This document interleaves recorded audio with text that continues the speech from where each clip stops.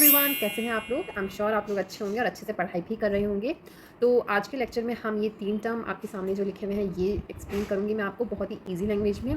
तो पूरा video last तक देखिएगा सो दैट आपको अच्छे से समझ में आए और बहुत ही डे टू डे लाइफ के एग्जांपल्स से रिलेट करके मैं आपको इसको बताऊँगी ताकि आपको ईजिली समझ में आ जाए और बुकिश लैंग्वेज आपको नहीं पढ़नी पड़े। और मतलब आप उसको ये लेक्चर सुनने के बाद पढ़ेंगे तो आपको खुद ही चीज़ें क्लियर होती जाएंगी माइंड में। और तो चलिए बिना डिले किए हम लोग स्टार्ट करते हैं लेक्चर। पहले हम देखते हैं हेजिंग क्या होता है। हेजिंग से आप क्या समझते हैं? आपने देखा होगा कि कोई फील्ड होता है, उसकी साइड में इस टाइप से बैरियर लगा होता है ताकि उससे ना कोई अंदर आ सके ना कोई बाहर जा सके। तो इसको हम बोलते हैं हेजेस। इसी टाइप से कुछ इकोनॉमिक्स में होता है, एग्रीकल्चर इकोनॉमिक्स में होता है। और वो मैं आपको एक बहुत ही सिंपल एग्जाम्पल के थ्रू समझाती हूँ। देखिए फॉर एग्जाम्पल एक किसान है, फार्मर है, ठीक है। वो क्या कर रहा है, वो आज अपने खेत में सोइंग कर रहा है, ठीक है। सीड उसने अपने खेत में उगाने के लिए डाले हैं, ठीक है। अब वो उसकी हार्वेस्टिंग 6 महीने बाद करेगा, ठीक है। और सपोज़ कीजिए आज उसने मान लीजिए सोयाबीन उगाया है, ठीक है। अब वो चाहता है उसको 1 केजी आज का भाव है 500 रुपये, ठीक है। तो वो चाहता है कि उसको 500 रुपये मिले, ठीक है। तो वो क्या करता है, जो ट्रेडर उससे ख़रीदने आता है वो उसको बोल देता है कि मैं आपसे आज का भाव 500 चल रहा है, पर मैं क्रॉप तो आज नहीं दूँगा, क्रॉप को उगने में 6 महीना लग सकता है। तो मैं आपको है ना, मुझे 6 महीने बाद 500 रुपये ही आप दोगे तो ही मैं आपको क्रॉप दूंगा। और ये बात वो पहले ही कर लेता है, ठीक है। तो ट्रेडर क्या करता है, वो बोलता है ठीक है, क्योंकि ट्रेडर अच्छा पढ़ा लिखा होता है। देखिए ऐसा ज़रूरी नहीं है कि हमेशा फार्मर का इसमें कोई नुकसान हो या फ़ायदा हो, बट जो ट्रेडर होता है वो क्या करता है, वो कहता है कि ठीक है मैं आपको उसके 500 रुपये ही दूंगा, चाहे आगे भाव उसका कुछ भी हो, ठीक है। तो इस केस में क्या होता है कि जो फार्मर जो हमारा होता है वो एक हेजर बन जाता है। हेजर कैसे बन जाता है? क्योंकि उसने आज अपना जो भाव है वो एकदम फिक्स कर लिया है, वो रिस्क ले ही नहीं रहा है। ओके, इसमें कोई उसको रिक्स लेने का ही नहीं है, बिल्कुल रिक्स नहीं लेने का है। रिस्क नहीं है, उसको उसका दाम उतना ही मिलेगा जो उसने आज या प्री डिसाइड कर रखा है, ठीक है।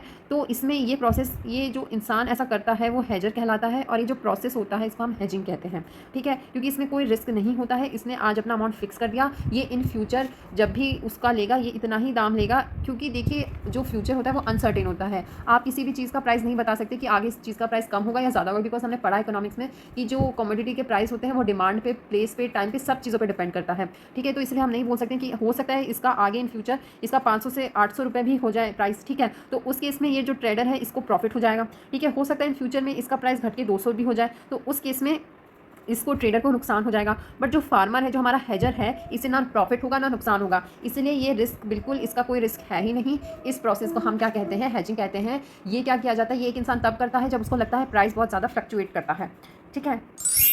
हमारा टर्म है स्पेकुलेशन। स्पेकुलेशन क्या होता है इसे भी हम एक एग्जांपल से समझेंगे। सपोज करिए एक फार्मर है, ये दूसरा फार्मर है, ओके।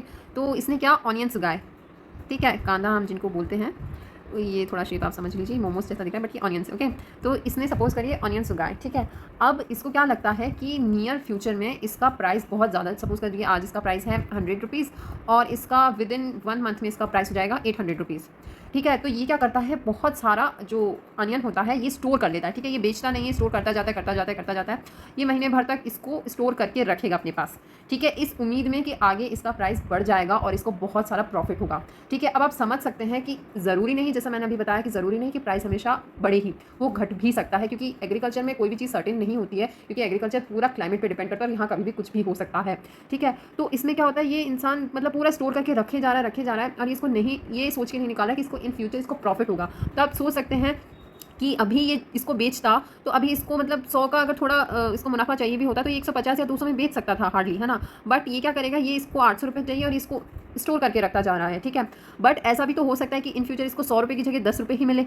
आज इसको 200 रुपये तो मिल सकते हैं एटलीस्ट उसके, बट कल को उसको 10 रुपये ही मिलेंगे, ठीक है। तो इस केस में क्या होता है, रिस्क बहुत ज़्यादा होता है, ठीक है। और इस जो स्पेकुलेशन कर रहा है, स्पेकुलेटर हम उसको बोलते हैं, उसका काम ही ये होता है कि वो रिस्क पे अपना पूरा उसका प्रॉफिट रिस्क पे डिपेंड होता है, ठीक है। ये बहुत ज़्यादा इसको मुनाफा भी हो सकता है और ये बहुत ज़्यादा इसको घाटा भी हो सकता है, ठीक है। तो इसमें रिस्क बहुत ज़्यादा रहता है, ठीक है। अनलाइक हैजिंग, जहाँ हैजिंग में बिल्कुल भी रिस्क नहीं था, उसका प्राइस फिक्स्ड हो गया, चाहे प्राइस कल को घटेगा बढ़ेगा, उसका प्राइस फिक्स्ड था। बट स्पेकुलेशन में क्या होता है कि जो स्पेकुलेटर होता है उसका रिस्क बहुत ही ज़्यादा होता है, क्योंकि इन फ्यूचर पता नहीं प्राइस बढ़ेगा या घटेगा, ठीक है। तो ये स्पेकुलेटर का काम होता है कि वो रिस्क, और देखिए उसको प्रॉफिट भी तो ज़्यादा हो रहा है, हैजिंग में कोई प्रॉफिट नहीं हो रहा था उसको, ठीक है। बट इसमें अगर प्रॉफिट होगा तो भी बहुत ज़्यादा होगा और लॉस होगा तो भी बहुत ज़्यादा होगा। और ये रिस्क टेकर्स होते हैं, जो हमारे स्पेकुलेटर्स होते हैं, ठीक है। तो इस टाइप की एक्टिविटीज़ भी मार्केट में देखने को मिलती है और इस प्रोसेस को हम क्या बोलते हैं, इसको हम बोलते हैं स्पेकुलेशन, ठीक है। इसको गैम्बलिंग, कुछ लोग गैम्बलिंग भी बोलते हैं कि रिस्क ज़बरदस्ती आप बढ़ा रहे हो मार्केट में, और इससे क्या होगा, इससे कॉम्पिटिशन भी बढ़ेगा ना। कल को क्या होगा कि कोई मतलब ऑनियन आज बेच रहा है, वो देखेगा यार मैं 10 दिन रुक जाता या मैं महीने भर रुक जाता तो मुझे भी इतना दाम मिल जाता, ठीक है। तो वो भी क्या अपना ज़्यादा बेचने की कोशिश, या तो ज़्यादा दाम में बेचने की कोशिश करेगा या फिर वो भी स्टोर करेगा। तो इससे इवेंचुअली कुछ नहीं होता, इसमें मार्केट में सिर्फ कॉम्पिटिशन बढ़ता है,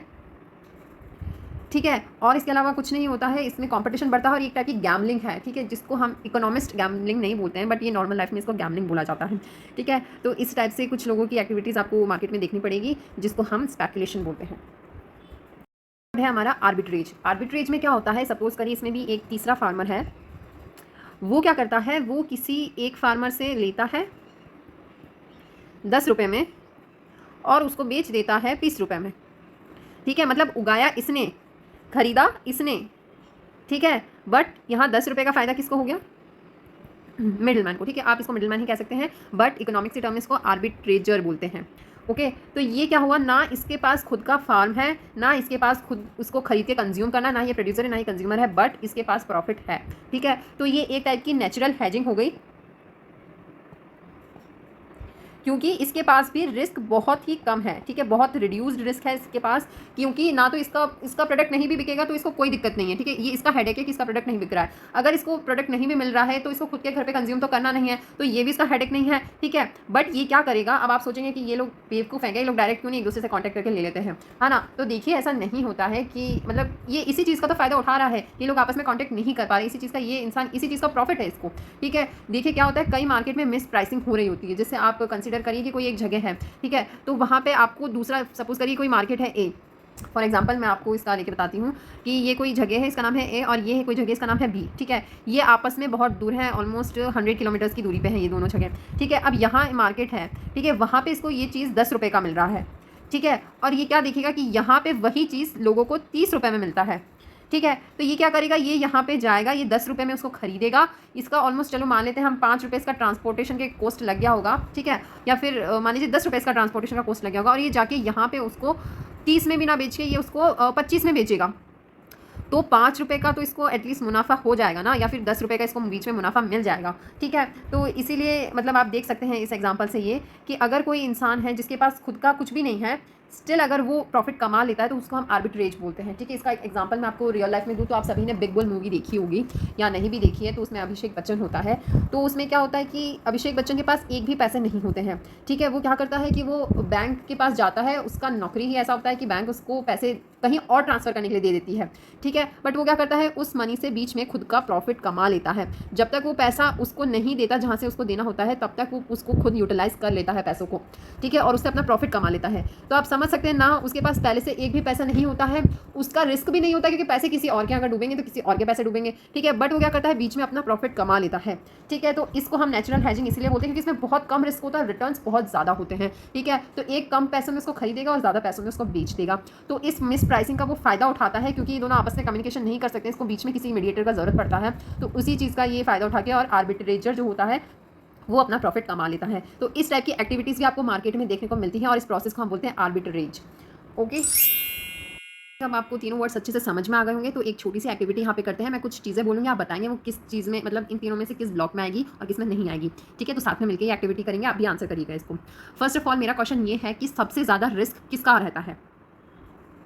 yes, correct answer is speculation, ठीक है। स्पेकुलेशन में सबसे ज़्यादा रिस्क इसीलिए रहता है बिकॉज स्पेकुलेशन में क्या होता है कि मतलब हेजर और जो आर्बिट्रेजर होता है उसको ऑलमोस्ट नील के बराबर रहता है, और फिर भी अगर हम देखें तो सबसे ज़्यादा स्पेकुलेशन में रिस्क है, फिर आर्बिट्रेज में, एंड हेजिंग में तो कोई रिस्क है ही नहीं, उसने तो अपना फिक्स कर दिया है, ठीक है। नेक्स्ट क्वेश्चन है कि मतलब टाइम किसको मतलब अगर टाइम फैक्टर बीच में है तो हम इन तीनों में से कौन सा प्रोसेस अपनाना चाहेंगे, ठीक है। तो इसका आंसर है हेजिंग। अगर हमें बहुत टाइम का प्रॉब्लम है कि 6 महीने या साल भर का टाइम है तो क्या प्राइस है, क्योंकि 1-2 दिन में नहीं प्राइस बदलेगा ना, ऑफकोर्स उसके लिए थोड़ा टाइम चाहिए होगा, तो वो पैरामीटर जाता है हेजिंग में, ठीक है।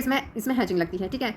थर्ड क्वेश्चन ये है कि किसमें आपके पास खुद का प्रोडक्ट होना ज़रूरी नहीं है, तो उसका आंसर है आर्बिट्रेज। उसमें आपके पास खुद का प्रोडक्ट नहीं होता, स्टिल आप उसमें प्रॉफिट मेकिंग कर सकते हैं, ठीक है। उसके अलावा जो अगर बहुत ज़्यादा प्राइस में फ्लक्चुएशन है तो आपको इन तीनों में से क्या करना चाहिए, तो उसका भी जवाब है प्राइस फ्लक्चुएशन बहुत ज़्यादा है मार्केट में, तो हमको हेजिंग कर लेनी चाहिए, ठीक है। बिकॉज एटलीस्ट हम अगर प्रॉफिट नहीं कमाएंगे तो हम कम से कम लॉस में तो नहीं जाएंगे ना। अगर मतलब हमारे पास प्लस में नहीं हो तो नेगेटिव में भी नहीं होना चाहिए ना, zero is better than negative, okay. तो इसलिए हम अगर बहुत ज़्यादा प्राइस फ्लक्चुएशन है मार्केट में तो आपको हेजिंग के लिए जाना चाहिए, ठीक है। तो ये कुछ अगर आपके पास मतलब रिस्क टेकिंग है, आप लोग बहुत ज़्यादा रिस्क टेकर हैं, तो आप उसमें स्पेकुलेशन में जा सकते हैं, क्योंकि जितना ज़्यादा रिस्क होगा उतना ज़्यादा प्रॉफिट भी होता है, ठीक है। एल्स सबसे मीडिएटर है आर्बिट्रेज का काम, कि ना उसको ज़्यादा मतलब प्रॉफिट मिलता है ना ज़्यादा उसका लॉस होता है, बट वो देख सकता है कि हाँ मेरा प्रॉफिट हो रहा है, तो ही वो अपने आगे उसको बेचता है ना। तो इसमें सबसे मिडिल टर्म है तो वो आर्बिट्रेज है, और सबसे सेफ जो है वो हेजिंग में होता है, और जो सबसे ज़्यादा रिस्क प्लस सबसे ज़्यादा प्रॉफिट भी कमाता है वो होता है स्पेकुलेशन में, ओके। आई एम श्योर आप लोग अच्छे से इसको डिफ्रेंशिएट कर पा रहे होंगे। नहीं कर पा रहे हैं तो कोई भी प्रॉब्लम आ रही है आप मुझे नीचे कमेंट करके बता सकते हैं, मैं डेफिनेटली आपका हेल्प करने की कोशिश करूँगी। मैं सबसे ईजी लैंग्वेज में आपको एक्सप्लेन करने का कोशिश किया है, बुक्स में बहुत ही हैवी लैंग्वेज में लिखा रहता है, आपको नहीं समझ में आएगा, इसलिए मैंने कुछ और फार्मिंग से रिलेटेड भी आपको एग्जाम्पल देके समझाया, ताकि आपको पता चले इन वर्ड्स का कहाँ पे एप्लीकेशन होता है, कहाँ ये वैलिड होते हैं, कहाँ पे ये नहीं मतलब चल सकते हैं, ओके। तो इकोनॉमिक्स में कुछ टर्म्स आपको बहुत टफ लगते होंगे, तो आई एम श्योर आज समझ में आ गए होंगे। नहीं भी आए तो कोई दिक्कत नहीं, आप मुझे कमेंट करके बता सकते हैं, मैं आपको अगेन एक्सप्लेन कर दूँगी कोई नए एग्जाम्पल के साथ, या और इजीली कोई इफेक्टिव तरीका मुझे मिलेगा, उससे डेफिनेटली आपका हेल्प करने की कोशिश करूँगी। तब तक के लिए आप अपना ध्यान रखें और पढ़ाई करते रहें। Thank you so much.